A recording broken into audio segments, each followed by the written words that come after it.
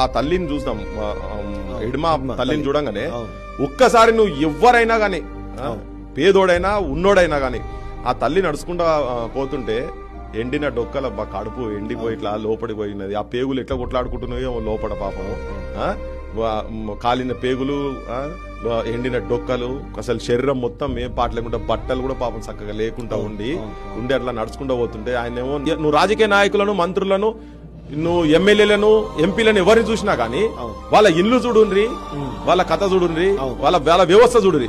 వీళ్ళు చూడు ఆ స్థాయి పోయినాక ఇలా చాలా మంది మల్లోజులాలు కావచ్చు, ఇంకెవరైనా మావోయిస్టులు నిన్న మొన్న సరెండర్ అయిన వాళ్ళు కావచ్చు, చచ్చిపోయిన వాళ్ళు కావచ్చు, ఒక 20-30 ఏళ్ల నుంచి వాళ్ళకి ఇల్లు తెలియదు, వాకిలు తెలియదు, చుట్టాలు తెలియదు, అమ్మ తెలియదు, నాయన తెలియదు, ఊరోడు తెలియదు, సోపతోడు తెలియదు, కాలేజీ తెలియదు, ఏం తెలియదు. ఈ సమాజాన్ని దూరం పెట్టి ప్రజల గురించి యాడబన్నారో యాడ తిన్నారో ఏం చేసిర్రో ఎప్పుడు 40-50 కిలోలు భుజాన వేసుకొని అడుగుల పంట తిరుక్కుంటారు.